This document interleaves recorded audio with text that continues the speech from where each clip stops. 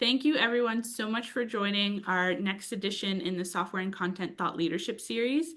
This session is called Incorporating Software into Medical Devices. So Innovation Partnerships is the group that we work with who is putting on this webinar, and we like to say that our job is to make sure that every University of Michigan research discovery has the opportunity to change the world, whether that be societal impact, economic impact, research impacts, whatever that research group made, we want to help bring it out to change the world. And we do that in the form of partnering with industry, licensing out available technologies, and forming new startups. As part of our support for many faculty members across the campus, as well as the greater software and content community, we've been running this Software and Content Thought Leadership series for the past few years, where we host a couple webinars a year on different emerging software and content thought leadership. So our past recordings as part of this series can be found on our website here, as well as some resources and templates related to software and content that might be helpful in your endeavors. Today, I'm very happy to be joined by three wonderful speakers who have graciously donated their time for us to learn more about software and medical devices. Our first speaker is Donna B. Tillman. She is a principal consultant at Biologics Consulting Group with 30 years of medical device regulatory experience. Prior to joining Biologics Consulting, she held numerous positions within the FDA's Center for Device and Radiological Health, culminating in her 2004 appointment to the position of Director of the Office of Device Evaluation, where she oversaw medical device pre-market review program for non-IVD devices. During her 17-year tenure at the FDA, she played a pivotal role in the development of guidance documents, standards, policy frameworks for medical device software, and health IT. In 2010, she joined Microsoft's Health Solutions Group as the Director of Regulations and Policy, where she was responsible for obtaining the appropriate global pre-market registrations and managing Microsoft's post-market safety programs. She joined Biologics Consulting in 2012, where over the past 12 years, she has submitted more than 100 510(k) submissions, as well as several noteworthy de novos in the digital health space. Donna B. received her BSc in engineering from Tulane University, her PhD in biomedical engineering from Johns Hopkins University, and her master's in public administration from the American University. Next, we will hopefully be joined by David Casimir. David Casimir is an attorney at Casimir Jones SC with over 25 years of experience focused on intellectual property prosecution, licensing, litigation, strategic analysis with a concentration in healthcare. David has a BS in cellular and molecular biology from the University of Michigan, an MS and a PhD in biochemistry from the University of Wisconsin, and a JD from Stanford University. David works with a variety of university institutes and small and large companies on technologies including therapeutics, diagnostics, medical devices, research tools, food and nutritional products, software, analytical instruments, and molecular analysis technologies. In addition to his private legal practice, David is also an adjunct professor at the University of Wisconsin Law and sits on the board of directors and advisory boards for a number of nonprofit and for-profit entrepreneurial and health organizations. And lastly, we have David Cheng with us. David has 17 years of experience in corporate partnerships, tech transfer, IT management, business strategy. Currently, he's at Samsung Research America. David partners with academic tech transfer and research contract offices to foster emerging technologies adjacent to Samsung's current and future product lines. Before SRA, David built research partnerships with world-leading medical centers and Oken for RWD AI-enhanced drug discovery, drug development, and clinical trial optimization.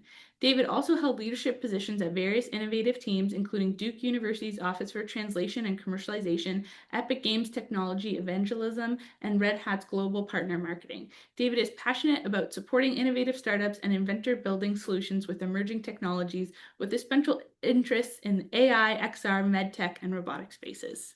My name is Tina Centris. I've been on many of these Thought Leadership Series webinars. I join you from Innovation Partnerships. I didn't make a slide for myself, but I'm an Assistant Director of Licensing of Software and Content-Based Innovations.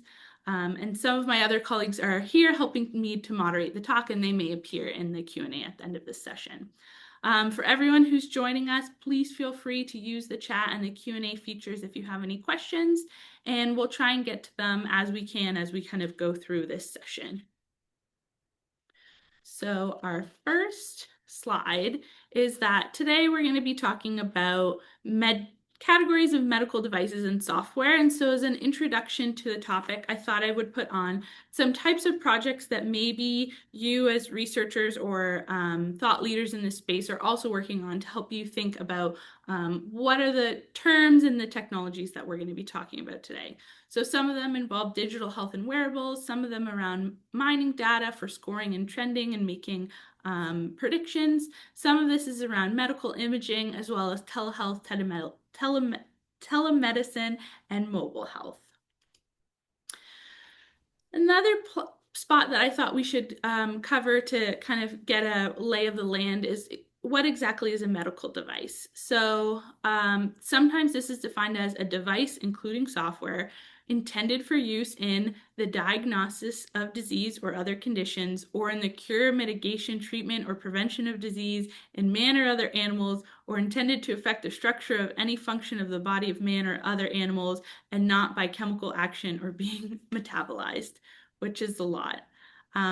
So our first couple questions are for Donna B.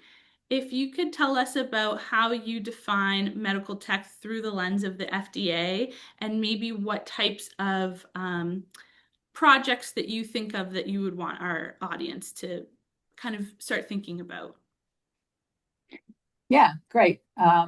So I think what's important to understand when you're thinking about medical device software and medical devices that have software is that when FDA regulates medical devices, it really thinks about two things. One is, what is the device and what is it actually doing? So we call that sort of the technology. And the second is the statements or the claims that you are making about that product. And so you could have, especially in the software space, you could have a product that is the exact same technology, and depending on what you say it's doing, it may or may not be regulated. One of the examples I like to give is fitness watches. So if I have a fitness watch and it's measuring my heart rate while I'm on my treadmill and telling me what my heart rate is, and I'm just talking about that as a fitness product, then that device is not going to be regulated. If, on the other hand, I want to say that that heart rate measurement is for a medical purpose, then in fact, that exact same technology can be regulated as a medical device if I say that that heart rate information is being used for medical purposes. So I think, one of the things that I think a lot of times people struggle with is that this idea that it's the technology alone that determines what's a medical device. In fact, particularly in the digital health space, where we have lots of gray areas about what we call general wellness, which is not regulated as a medical device, and medical devices, it also depends on the intended uses. So I think that's a really important point for people to understand. Thank you. So part of, sorry. My coworker is trying to troubleshoot adding our other speaker. While she's working on that, we'll move to the next question. So Donna B, starting with software as a medical device, or sometimes known as SaMD, what are they and how are they different from software in a medical device? Yeah, I mean, historically, if you look at software in medical devices, originally what we had was software that was in a medical device. And, some of the active implantables are some of the early devices that had software in them. We had some early software devices that were built into different kinds of surgical systems that are used in the OR. And so those are devices where you actually have the software, which is part of the device. On the other hand, we have, and this is really the area that I think is one of the fastest growing areas of medical device, which is where you have a product that is just software. And those products we call SaMD, and they are regulated as medical devices. And there's a wide range of them. We have some examples on this slide, things like drug dosing or software that's used to analyze and interpret medical images is a very fast growing area. Software that runs on general purpose computing platforms like the watch that I'm wearing that might be able to tell me whether I have a fib or might tell me if I have sleep apnea. Those are software only products as well. And so, we've got software that just software itself can be a medical device. And then we have software that's in a medical device. Thank you. So I think we might have covered some of this because we just very kindly covered some types of software as a medical device. But could you tell us a little bit more about some of these subject matters, specifically maybe remote patient monitoring and how that's different from diagnosis or decision support, as that's sometimes involved in some of these software as a medical device app projects? Yeah, so I think, in terms of decision support kinds of software, so that would fall that under mining data and scoring and trending. Another area that there's a lot of interest in is mining electronic health record systems. So when we have patients in hospitals nowadays, we have all kinds of software systems that are being used to collect data on those patients in the hospital. And there's a lot of interest in people developing different kinds of scores to develop patients who are at risk for developing sepsis, or patients who are at risk of becoming hypotensive, or who are at risk, frankly, of just decompensating and needing to be transferred for the ICU. So there are a lot of, I've talked about digital health. I talked a little bit about medical imaging. The scoring and trending products are intended to be used. We have a lot of them in the hospital. We also have a lot of interest in developing these telehealth products, which are products that are intended to be used in more of a home environment to identify patients who may be in trouble. And that is an even sort of a more challenging area, because you don't have a qualified health professional, right? If I've got a patient in the hospital and I'm running a risk score predictor and it says, Mrs. Jones looks like she's becoming septic, maybe you want to go and go in and take a look at her. I've got nursing staff around and doctors around. If I've got somebody in a home environment, I don't have that. And so it's an area where there are, I think, more challenges if these products are used in a home environment. David, do you have anything else to add before I kind of keep going? No, the only thing I would say is that Genevieve is on point. There's a lot of interest in developing devices that, would, I guess, help users, not necessarily quote unquote patients in the home settings, right? And that's certainly a growing area. So moving along, kind of picking up from that, we wanted to talk a little bit about some regulatory trends. So Donna B, we're seeing that the FDA is clearing more software-enabled devices. Is there anything to know about the type of AI devices that are being approved? Yeah, so I think one thing that's important to recognize is not all software devices use artificial intelligence and machine language. Matter of fact, the sort of older, I'm going to call the devices that have been around for a longer time, use what I'm going to call traditional software algorithms, where they might have a decision tree that says, well, has this patient, if I'm trying to figure out what medication to give a patient, for example, I might ask a bunch of different decisions, and that might take me down a decision tree, and I might land over here. AI machine learning is something, when we were all getting more and more familiar with things like ChatGPT and all those other things, that brings a whole new set of challenges, because machine learning and artificial intelligence based devices, they learn to do a task, but we don't really understand exactly what it is that they're doing. And so I think that that's an area where the regulatory challenges are a little bit different. And in fact, the area where we've seen the most of this is radiology. The radiology space really kind of led the charge in terms of developing AI machine learning based software to do medical image interpretation, really starting, frankly, with mammography, with the old MammoCAD devices. And so I do think it's important, this slide is talking about AI machine learning devices, and it's a subset of software as a medical device.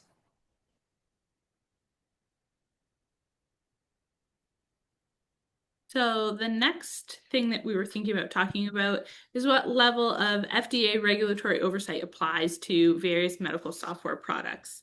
So the FDA applies the same risk-based approach to device software functions as the agency uses to assure safety and effectiveness for other medical devices. What group within the FDA looks at software and medical devices, and how do they define the focus of their oversight? Yeah, I mean, most software medical devices are subject to review by the Center for Devices and Radiological Health. The CBER, the Center for Blood Evaluation and Research, I don't work in that space as much. They do the blood banking software. So they have a few software only products, but predominantly what we call CDRH. And they have a regulatory framework that starts out with things that aren't devices at all. Electronic health record systems are not actually regulated as medical devices as long as they don't do any clinical decision support that's regulated. The wellness products that I talk about are not regulated at all as medical devices. There's a number of basic functions relating to, like, if you want to do a telehealth conversation with your doctor, that's not regulated at all. So those are things that aren't devices at all. Then we have enforcement discretion, which is low risk products that meet the definition of a device, but where FDA has said, we're not going to regulate those right now. And then we have the traditional medical device regulatory framework, where you have class 1 devices, which are the lowest risk devices and generally don't require any kind of pre-market submission. And then the class 2 devices, which generally require a 510(k) pre-market notification. And then the most challenging devices, which are the class 3 devices, which require a PMA. So that is the regulatory framework that applies to medical devices, and the same framework applies to software as a medical device. Thank you. So kind of building on what you said about how not all technologies sometimes fit neatly in the regulated or not regulated bucket, how should we think about the levels of regulation and oversight that the FDA has on medical technologies that incorporate software? So I think it's important if you've developed a new technology, to think about, I always like to say to my clients, what is the problem you're trying to solve with your software?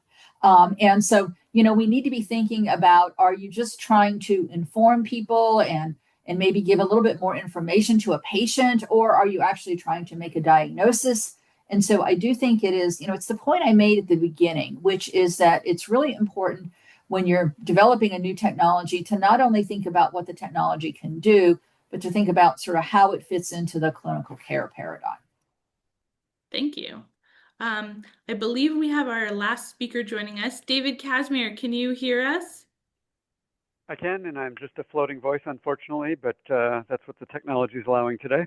That's okay. I will take what we can get. Thank you so much for joining us. Oh, no problem. Awesome. I'm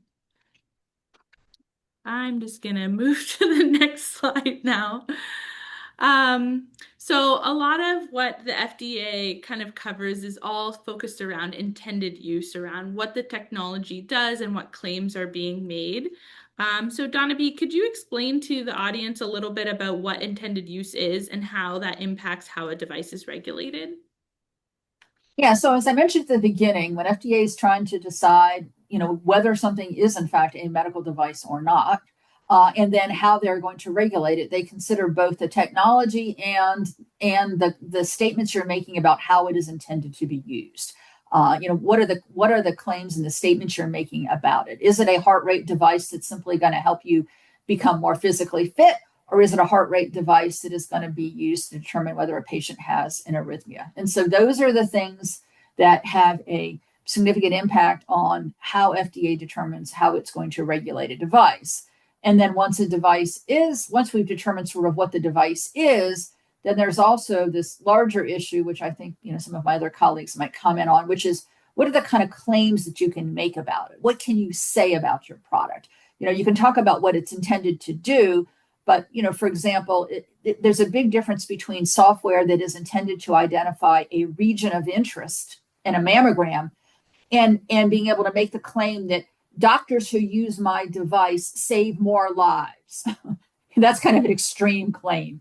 And so I think that, that there's this issue about how the product is regulated, but there's also a lot of times people want to make statements about what the impact of their devices are, and there are regulatory consequences to those statements as well. Thank you. I think Katie and I were talking about an example too earlier about just socks, and that socks, you can wear a sock and it's just a normal sock, but the minute you make a claim saying that it's a compression sock and it's meant to prevent blood pooling in your legs, that's when it kind of flips over to being regulated. Absolutely. Absolutely. So there are some challenges in being a regulated device. Software always is an iterative process with updates that are very commonplace. Is the FDA clearing software that is continuously learning, or is there a need to freeze the algorithm? And can you speak to that whole process for our audience? Yeah, so there's a ton of interest in this right now. We talked about AI, machine learning based products that are trained to do certain tasks, and right now there is FDA has yet to clear any device that is what we call continuously learning in the post-market setting. So all of the devices that have been cleared or approved or granted by FDA to date are a fixed model. Now there are some regulatory things, processes. There's something called a predetermined change control plan, which enable companies to make changes to software. But once again, it's more of a incremental, I make a change to my software, I test it and I release that version. I make another change, I test it and release that version, versus software that's learning in itself in the feedback in the space. I think the other thing that is not on this slide in terms of a really major challenge, and even since we had this talk last year, cybersecurity. Cybersecurity is a huge issue and concern right now. And I think a lot of startups and companies that are just getting into the space fail to realize how significant the implications are of making sure that devices are cyber secure. And it has become a huge issue that people need to deal with. And it's really important to be thinking about early on in the process. David Chang, do you have anything to add on that, cybersecurity? I would say that agentic AI and how these different devices talk to each other, collect data securely, how tiny models are embedded into, maybe wearables, are all concerns these companies, and they're generally being evaluated for security, but there's also the complication that these technologies are rapidly evolving, that standards are still being developed, tests for security are also still being developed, right? So certainly an evolving field, but from a past licensing life, one thing I'll say is that it's a challenge to start working with consumer or patient data, and some data types are hard to de-identify, and some other data types and imaging are impossible to de-identify, some would argue. So there's an evolving field, is what I would say. Thank you. So on our next slide, we kind of covered this a little bit. Donavi, thank you for mentioning predetermined change control plans. I'm going to kind of put it to you if you had anything else that you wanted to talk about, but we also have a question in the chat that might relate to this slide. Someone asked, how does the FDA think about closed loop control systems? Yeah, I mean, so it really, in terms of closed loop control systems, it depends on what you're closing the loop on. But there's a standard out there. FDA's got some guidance on this. I think some of the examples, I think the example that's really gone the furthest right now is the artificial pancreas and the products that involve glucose sensors and insulin pumps that enable people with diabetics to better manage their blood glucose.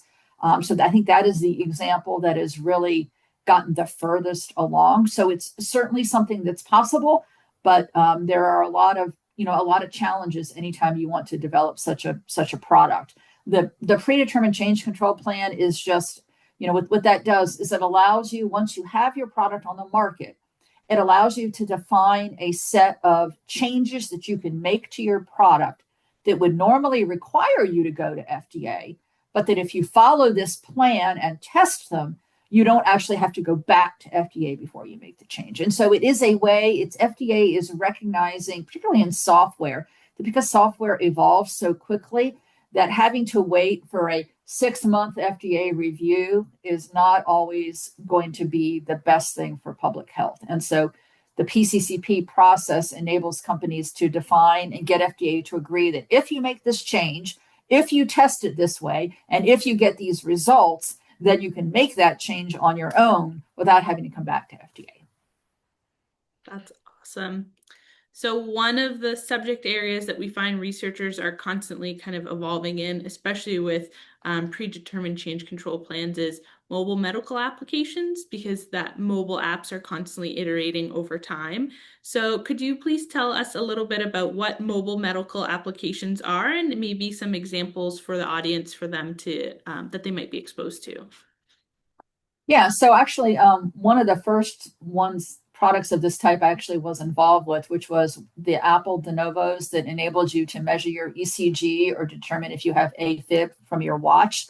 And so I think what's interesting about the mobile medical application space, and there's a lot of interest in this right now, and that has really grown, is that FDA only regulates the software. So your phone, FDA doesn't regulate the phone itself as a medical device. They only regulate the software that is used by the mobile medical application on the phone. They don't regulate my Apple Watch as a medical device. They only regulate the app that runs on it that looks at the data that comes off of the sensors that is an ECG and that is used to determine whether I have AFib or not. And so, I think that it's important to recognize that there's a lot of mobile apps that are just software only, and it doesn't turn the platform into a regulated medical device. There are other kinds of mobile apps, like if you wanted to attach to your phone a glucose strip reader. Let's say you developed a little piece of hardware that plugged into your phone, and then you could put your glucose, your strip in there, and it would read that. Well, then that becomes a regulated hardware platform. But I think that the exciting area in the mobile medical app space is this idea that FDA has established, which is that you can have a hardware platform like a watch or even the AirPods. My AirPods that I have, Apple has got a de novo that enabled you to use those as a hearing aid. And there are other examples of that. But what we're doing is we're turning people's personal devices and their personal, equipment, like their watches and their AirPods, actually into medical devices, depending on, with just software. And so those are some examples of wearables. I feel like you read my mind and we went right to the next slide, which was perfect, of some examples of wearables, which I think you just covered.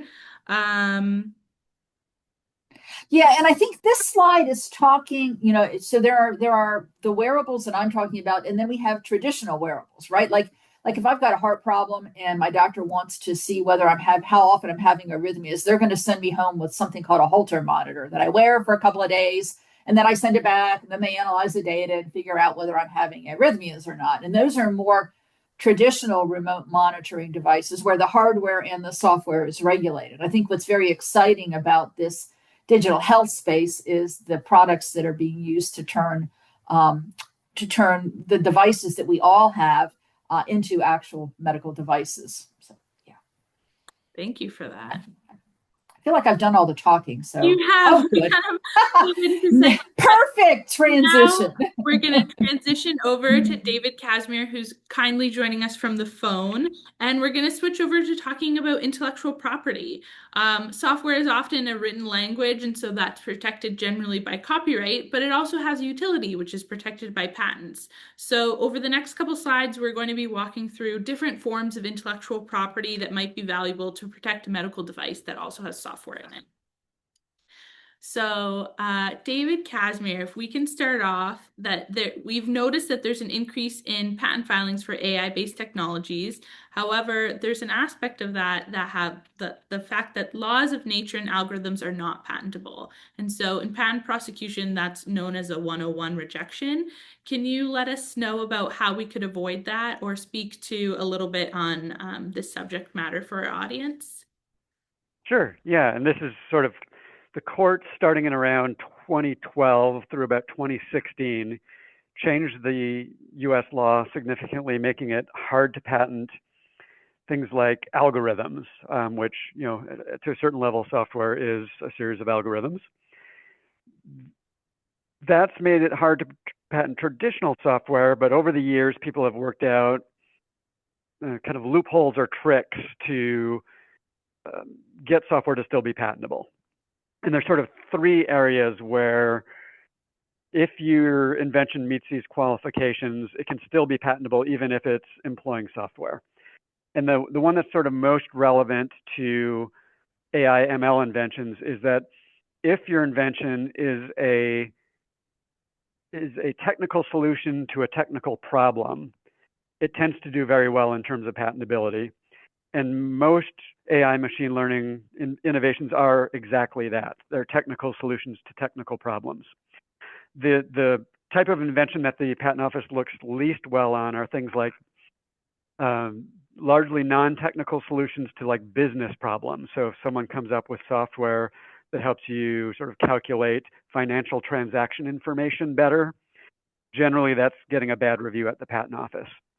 If it's something that is interacting especially with a device to provide an improvement in healthcare, and you describe and claim your invention in the context of the technical solution, those are doing very well. And just, statistically, general software claims, maybe 20 to 30% of them get allowed, generally speaking, across all technical fields.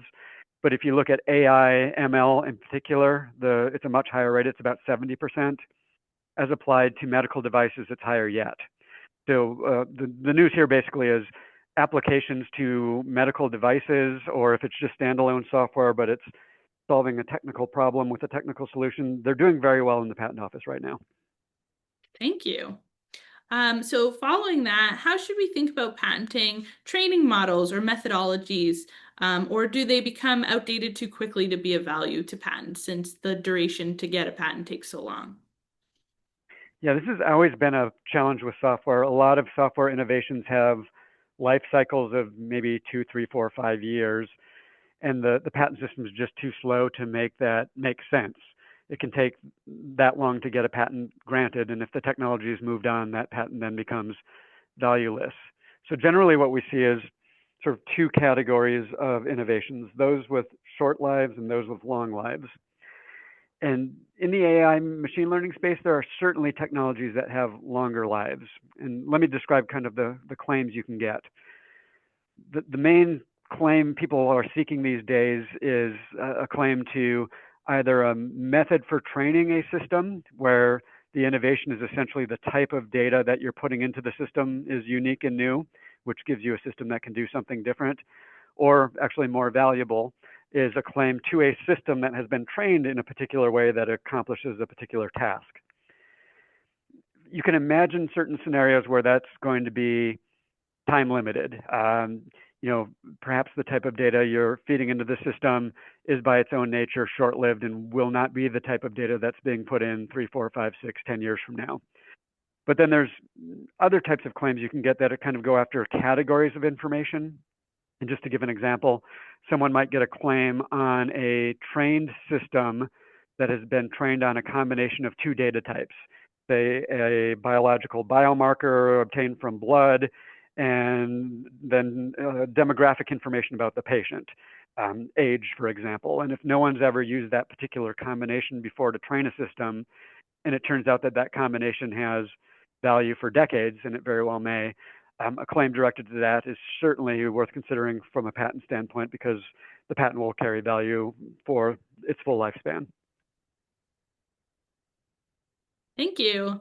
I think you might have touched upon this a little bit, but let's say we file for a patent, we actually get it for software. How should we think about its enforceability around time to issuance and its true value to a business?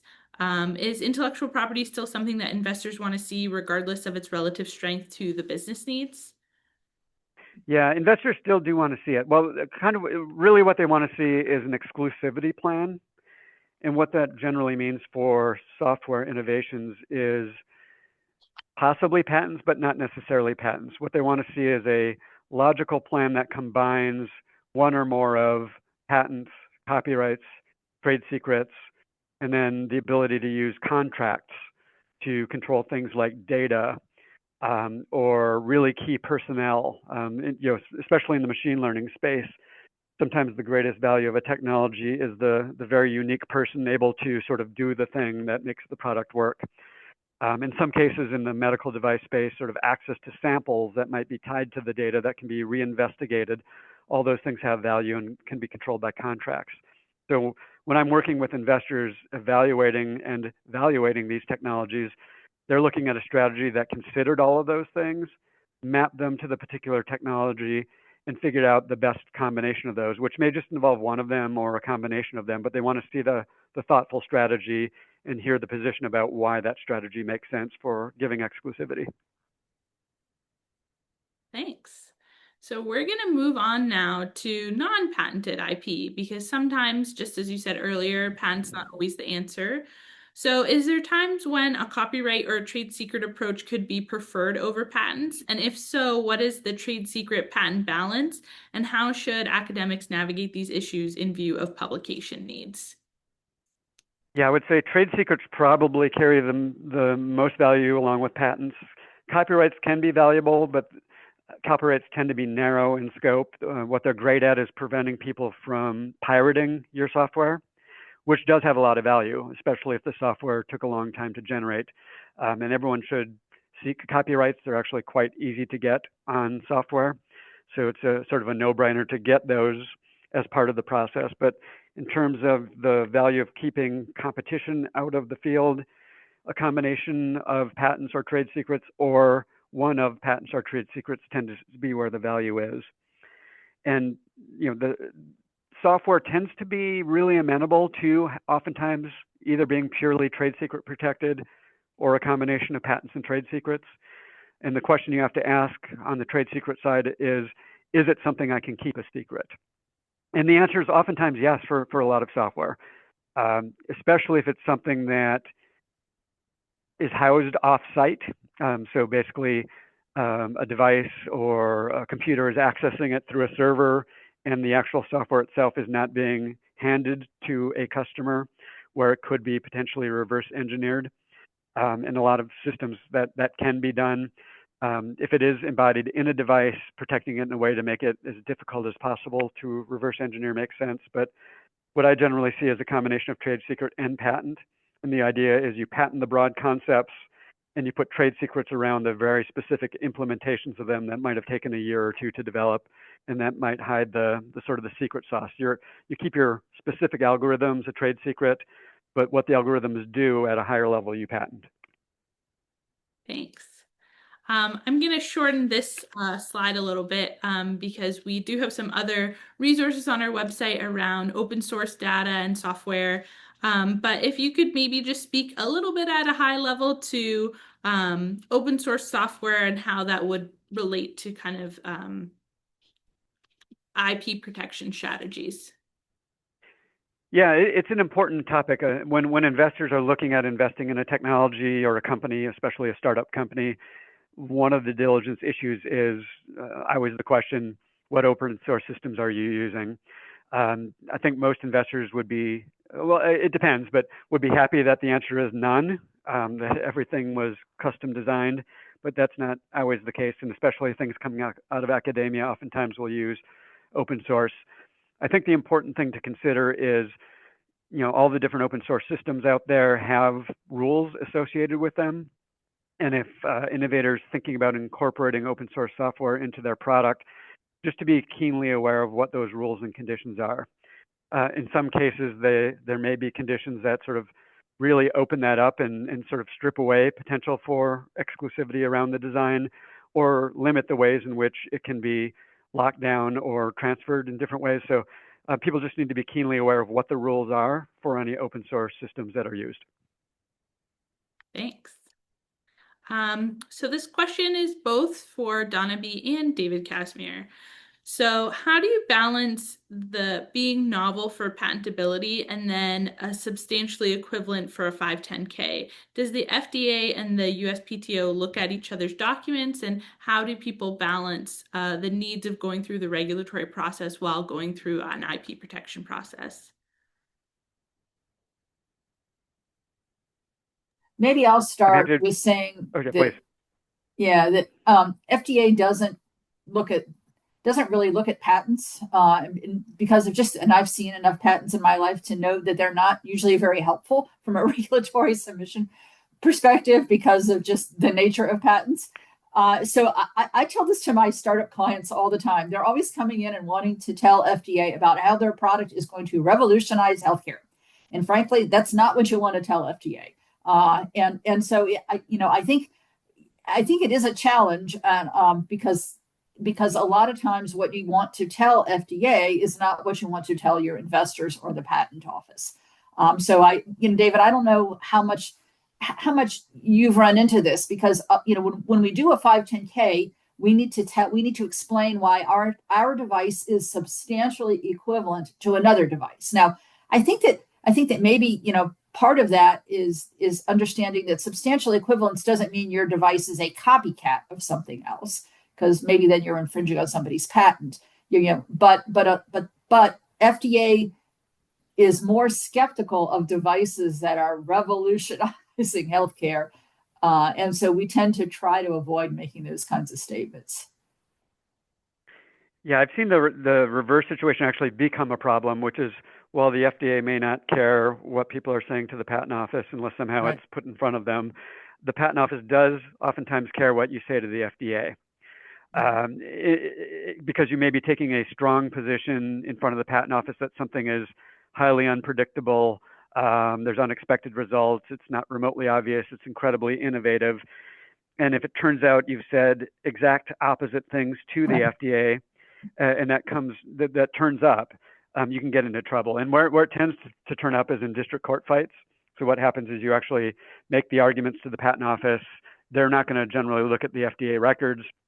The patent is granted, you end up in a lawsuit, but your opponent finds all of that information and they put it in front of the court. And they don't just put it in front of the court saying, here's evidence that the invention might be obvious, but they say that the patent owner committed fraud by not communicating that information to the patent office, which was contrary to the things they were saying. And people have actually prevailed on that issue in court battles. So you have to be really careful when you're talking to the patent office to not say things inconsistent with what you've said to another branch of the US government. That is fascinating. And I think perfectly kind of mirrors what we were talking about earlier in the webinar about intended use and framing around your software of what you think it's claiming to do. So that brings us over to some emerging issues. David Chang, you had mentioned this earlier around cybersecurity, I think, as well, but this question can be for all three of you. The virtual and connected nature of software brings about unique vulnerabilities, and there seems to be an absence of consistency and trust in the partnership between medical and digital health companies and providers. Additionally, FDA expectations have been raised. So the question is, when do we need to start thinking about guarding against cybersecurity threats, and what are some of the earliest actions that need to be taken? So off the bat, if you're starting a project and you're going to be using patient data or even user data, consider all of these implications, right? Do you have the right consents? Do you have, is the data properly de-identified? Are you using multiple modalities of data that, when treated, could be a form of risk of re-identification, etc. Right? How's the data access being handled, right? Is data coming in from multiple sources? Will it be combined? Is there a risk of re-identification because of that combination, etc. Right? And so certainly universities have data privacy and increasingly data licensing policy schemes. And so certainly rely on your technology transfer office, your regulatory approval, IRB teams, etc. So that you're kosher before starting the project. That's one side. Also, from the licensing side of things, make sure that the partner that you're licensing data to, if it's a startup or if it's a company that wants to validate a model, what's the scope of that license? What's the territory? What's the potential use? Is the data de-identified properly?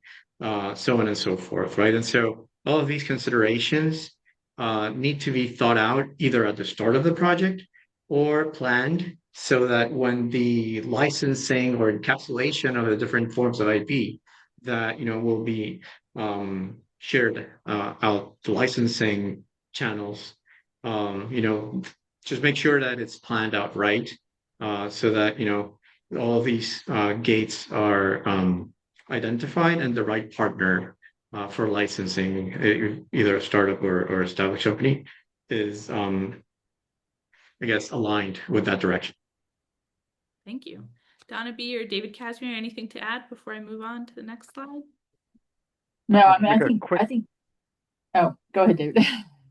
Oh, sorry, I can't see faces, so apologies if I'm cutting in. Just one note to be considering as well. If these products, if there's an innovation where it's going to go into a startup or get developed and commercialized, one thing to consider is we have got U.S. rules, and then we've got rules all around the world. And when we're thinking about compliance, if this is going to be a worldwide product, to think very broadly, because rules in Europe around security and privacy are not going to be exactly the same as US. You're going to want to be compliant everywhere. Yeah, and I think when we talk about AI ML, AI ML models are all based on data. They are, the whole concept of machine learning is really data driven. And I think the points that David Chang made are so critical, because you need to be carefully thinking about your data too, because as everybody knows, you can't use the same data to train the model to then validate them, to test the model. And you need to be very carefully thinking about how you're going to be using your data as well, to make sure that data is expensive. It's hard to get agreements with partners. You got to deal with all of these different considerations, and you want to make sure that you haven't shot yourself in the foot by using all your data from all your partners to train your model, and you don't have any data left to test it with. So that's a great point. Thanks, Donna B. Well, moving along, David Chang, these ones are mostly for you. So we talked about ways that tech transfer offices and academics can help protect the various forms of intellectual property in software and device hybrid technologies. And then we talked about a little bit about guidance on which technologies are subject to FDA. So now I wanted to shift and speak a little bit more around deal making and startups and licensing. Since a lot of this makes sense within the context of business models. So could you speak a little bit about bringing software out of a university and speaking about software as a service models and just generally on this topic for our audience? Yeah, for sure. So taking off my current Samsung hat and putting on my former tech licensing hat, right?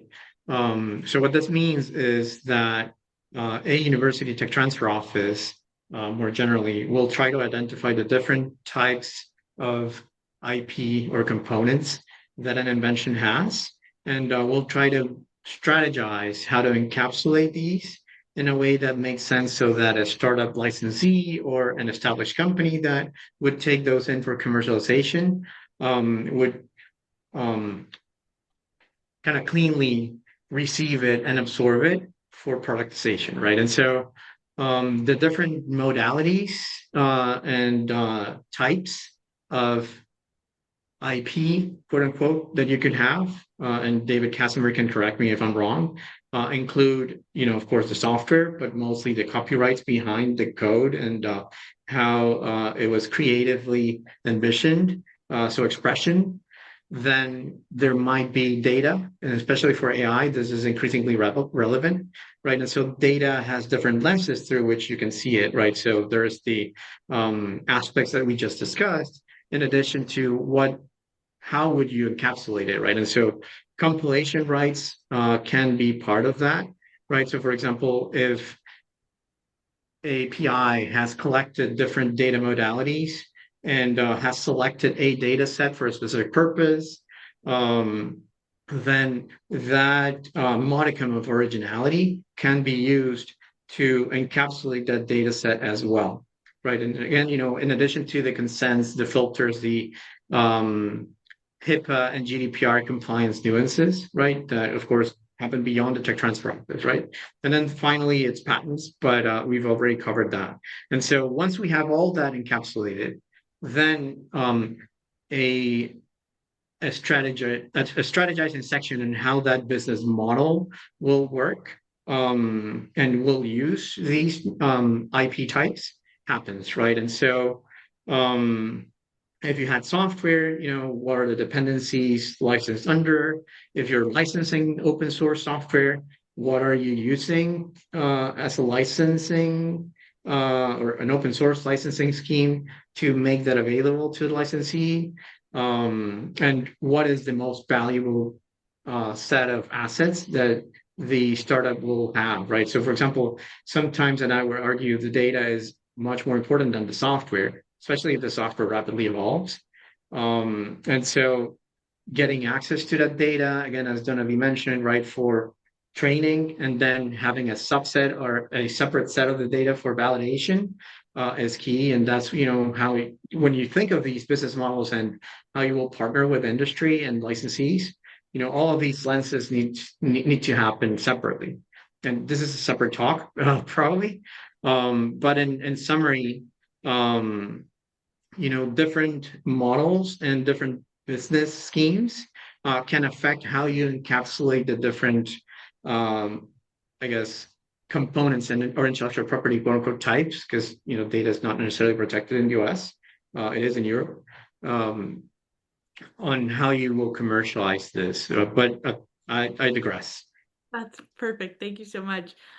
Just opening it up to Donna B or David Casimir, do you have anything else that you'd like to add on maybe choosing a business model or how it relates to your regulatory or your IP protection stance?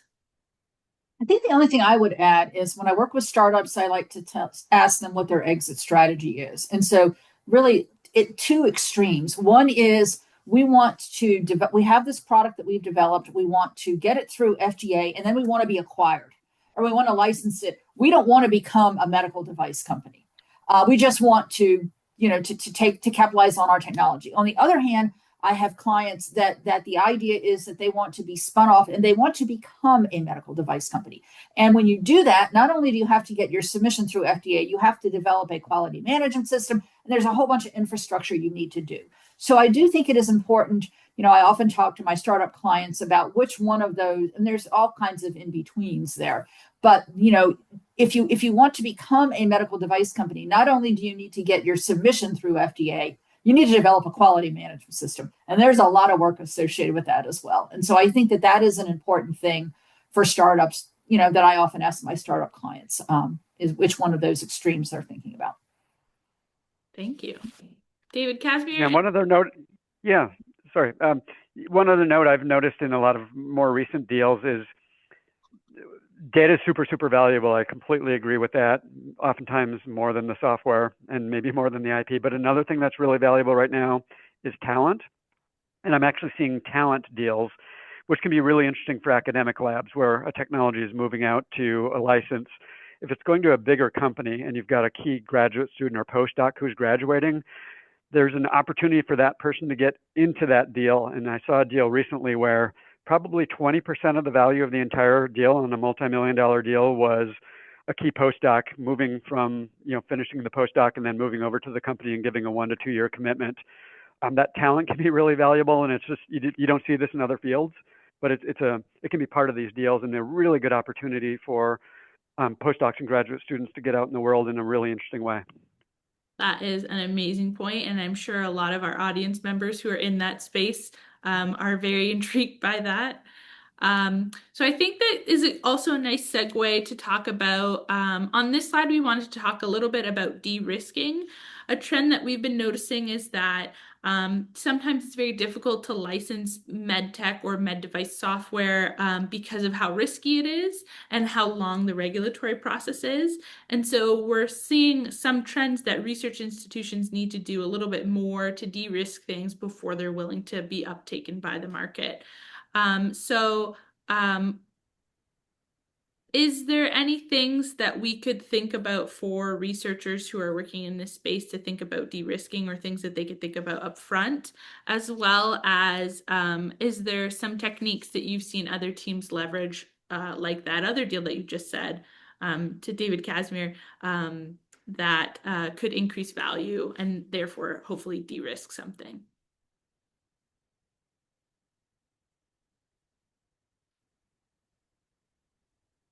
I'm happy to jump in. So I'm seeing a lot of these technologies go in 2 stages of de-risking. The first is de-risking it while it's still in academia so that there are investors willing to sponsor a startup, basically get a startup going. And that's requiring things to get more advanced. It's, really having a working prototype. It may be having initial conversations with the FDA so there's a regulatory plan worked out and the study's all designed, and in some cases maybe even an investigator-led trial. That would be a little bit rarer, but that gets you to stage 1, which is the startup. That's not generally going to big business because big business actually wants it to go through a startup for the startup to de-risk it the rest of the way. And oftentimes that means taking it all the way through regulatory and doing some initial sales and marketing and showing customer demand before the bigger company comes in. So I'm generally seeing a lot of this go in 2 stages of de-risking where there's a lot more pressure on academia to do this first round of work. Thank you. I just realized what time it is, so I'm going to skip probably my next slide and jump straight to this one and ask David Chang perhaps maybe the last question. So from a strategic R&D stance, maybe now with your Samsung Research Americas hat on, are there any strategic investments that you see or types of collaborations that you're seeing that are incorporating software as a medical device or just software generally that you could speak to? And are there any tools that could help in this area? So I would say that I like David Casimir's approach, right? So de-risking it in the academic side and then de-risking it in the startup side.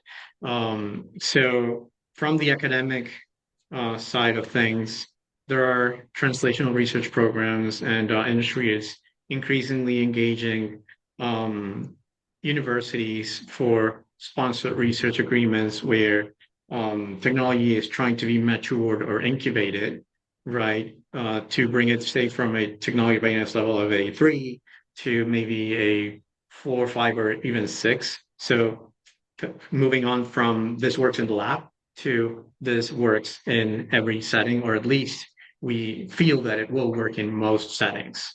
Then from the startup side of things, David was spot on in saying that companies will generally prefer startups to de-risk the technologies first before engaging. So there are startup support programs and, of course, early stage company incubators at the corporate stage, right? Where companies will generally want to align a startup to their ecosystem. And so this means, for example, for Samsung, right? Samsung Health or the mobile or Internet of Things ecosystem as well, right? And so coming from these 2 lenses, just, trying to engage early with, university industry partnership representatives at their universities is encouraged because one, they can help you steer potential research ideas in a direction that is more closely aligned with commercialization. And 2, you could be introduced to those corporate counterparts that are looking for these types of early stage engagement, right? So identifying startups before they pop up on Crunchbase or PitchBook, for example. So I'll say that from my end, I guess. Thank you. I'm just going to throw this last slide up because we had some references that we used in the office when kind of preparing for this talk. So in case anyone wanted to take a screen cap, or for those watching the recording, you can kind of explore these at your leisure. But I know we're at the 4:30 mark and we had a couple questions answered with the Q&A feature and one in the chat, but I just did want to say thank you so much to everyone for joining the call. If anyone did have any questions, feel free to use the Q&A feature as well as the chat, and I can stay on for a few minutes to help answer them. But I did want to say thank you so much to our speakers. Your insights have been phenomenal, and I'm so grateful that we shared this hour together to learn more about this topic. Well, thank you as well, and I'm happy to stick around for any Q&A as well if anyone has any questions directed at me. Yeah, I can stay for a few more minutes too, if there's any Same. questions. Perfect. Well, maybe I'll read this one in the webinar chat. So someone asked, this was earlier at the beginning of the webinar, when you say more challenges with medical devices in the home environment, do you mean there's more liability as well with these devices because there isn't a healthcare provider there to double check it? Donna B, I think this one would be more for you. Yeah, I'm not sure I like the word liability, but I think that the bar is different. So, for example, I think that one scenario might be, let's say that I'm at home and I'm having heartburn and I want to know, do I need to go to the hospital? Am I having a heart attack? That's an area that I think that that I use as an example a lot of times. And the risk, well, if I don't go to the hospital and I am having a heart attack, that's going to be a problem for me. So I would want to make sure that my software was really, really, really accurate if it's telling me that I'm not having a heart attack. If I'm in the hospital and I've got something like that, I have all these healthcare providers and people around who are keeping an eye on me, and they can look for other signs and symptoms. So I think the point I was making is that the regulatory bar for telehealth products in terms of the level of evidence you may need to give to FDA is going to be greater because you don't have the close proximity of a healthcare provider. I would echo Donna B. I would say that there's an interest to participate earlier in the patient journey. So not yet a patient, but still a user, right? And that's kind of like a fuzzy area. There are technologies at universities that use data where you can identify events before they happen, right? And so, hey, your potential risk of a cardiovascular event, it may not happen today, it may not happen tomorrow, but maybe go see your doctor. And so I'd be curious to see how these start to be regulated because, they don't make a claim. They're not, advocating or providing a diagnosis.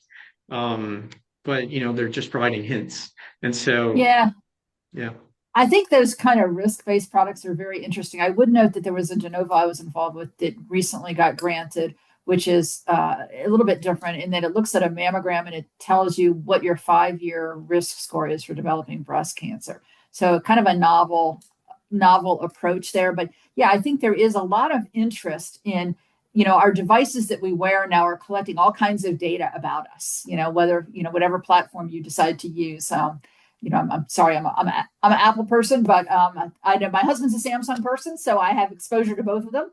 And this idea that we can develop tools that help people understand when they're at risk of things, I think is very interesting. I think that there are. I know that Samsung's got a sleep apnea product that they've gotten cleared or granted. I can't remember which it was, but by FDA that helps identify whether people at home have sleep apnea. Apple just got a interesting hypertension monitoring device cleared by FDA that tells you whether you're developing hypertension. So I think we're just going to see more and more of those products. I think so as well. And I think that makes our webinar topic very, in the thought leadership space on this, because we're seeing more and more questions from researchers. So I don't see any more questions coming through. For posterity, I might just read this one that Donna B. we answered in the chat. Someone asked if a software device such as a decompensation alert is to be used clinically at one institution, not intended to be marketed, kind of like an LDT. Can it be used at a hospital for clinical care without going to the FDA for a marketing application? And then Donna B. said, probably not. LDT is a special case. I'm not familiar with that. LDT is a laboratory developed test. It's kind of an in vitro diagnostic device. There's a lot of churn going on about it. FDA hasn't regulated them, and then they said they were going to regulate them, and now under the current administration, they're not going to regulate them anymore. So, I think the short answer to that, and I'm going to defer to my legal colleagues on this, it's very hard to make the argument that a product that's used at a hospital is not in interstate commerce, and it's that there's FDA has authority over that. And so, in general, if one doctor develops software and that doctor only uses that on her patients, Maybe you could make the argument that that's just that device, maybe, but not at a hospital. So the answer to that is probably almost certainly no. Thank you. Well, with that, those were all of our questions in the Q&A, and I feel like this webinar has been me asking questions to you guys, so I'm just so appreciative of your time, and thank you so much for all of the participants who stayed with us. We did record this webinar, and we will be posting it on our Software and Content Thought Leadership series. But if you have any questions on this topic, feel free to reach in touch with me or the speakers, and thanks so much for your time.